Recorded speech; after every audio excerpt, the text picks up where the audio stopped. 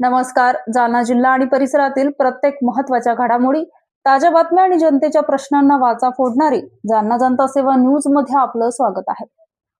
अवैध वाळू उत्खनन व वाहतुकीविरुद्ध कारवाई करून 2 हायवा 10 ब्रास वाळू असा एकूण 48,50,000 रुपये किमतीचा मुद्देमाल जप्त.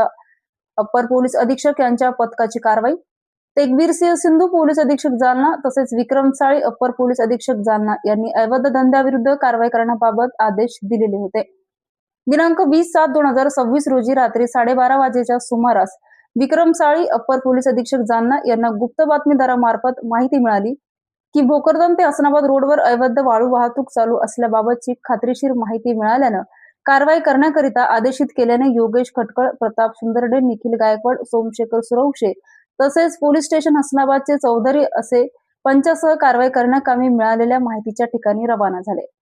दिनांक 20/7/2026 रोजी प्रथम काही इसम हे हायवा वाळूने भरून भोकरदन ते हसनाबाद जाणाऱ्या रोड करून येत असल्याची खात्रीशीर माहिती मिळाल्याने गोसेगाव फाटा नजीक सापळा लावून पंचासह थांबून राहिले असता अंदाजे रात्री 1:40 वाजेच्या सुमारास 2 हायवा येताना दिसले. त्यांना हात देऊन थांबवले असता त्यात वाळू असल्याचं दिसून आले.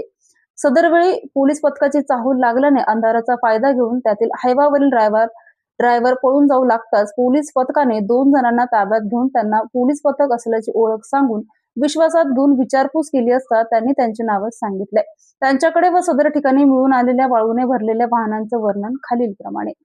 25,25,000 रुपये किमतीचा विना क्रमांकाचा टाटा कंपनीचा हायवा, त्यात अंदाजे 5 ब्रास वाळू. 23,25,000 रुपये किमतीचा विना क्रमांकाचा टाटा कंपनीचा हायवा, त्यात अंदाजे 5 ब्रास वाळू. आरोपी संदीप मनोहर काळे, राहणार पिंपळगाव, गांगदेव, तालुका फुलंब्री, जिल्हा छत्रपती संभाजीनगर. यकीन जलीम शेख, राहणार लतीपूर, तालुका भोकरदन, जिल्हा जालना. सदरची कारवाई तेगबीर सिंह सिंधू पोलीस अधीक्षक जालना, विक्रम साळी अप्पर पोलीस अधीक्षक जालना यांच्या मार्गदर्शनाखाली योगेश खटकळ, निखिल गायकवाड, प्रताप सुंदरडे, सोमशेखर सुरवशे तसेच हसनाबाद पोलीस स्टेशनचे चौधरी यांनी केली आहे. अशाच विश्वासार्ह बातम्यांसाठी आमच्या चॅनलला आता सबस्क्राईब करा.